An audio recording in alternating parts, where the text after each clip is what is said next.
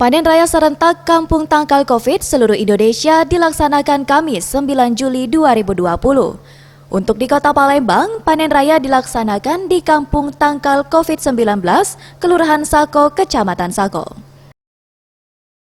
Kegiatan ini dihadiri Komandan Kodim 0418 Palembang, Kolonel Heni Setyono, Kapolresta Palembang Kombes Pol Anom Setyadi, Wakapolda Sumsel, Camat Sako, dan Kapolsek Sako.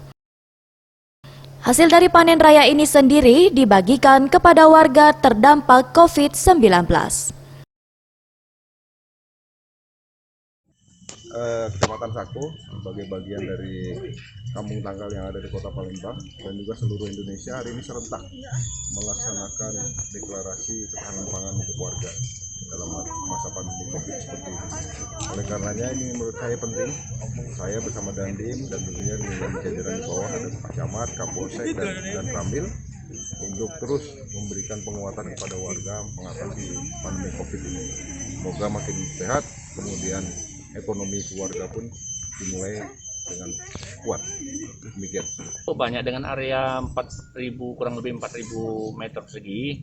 Ini ada sayur-sayuran, ada ubi-ubian, ada jagung, kemudian ada juga sayur-sayuran yang bisa dilihat, ada ikan lele juga. Jadi memang cukup banyak bisa dimanfaatkan oleh warga, termasuk yang selama ini memang hari-hari bisa dimanfaatkan seperti cabai dan lain-lainnya.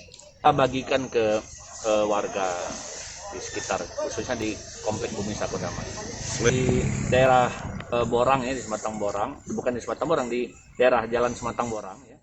Tim Liputan Sriwijaya TV.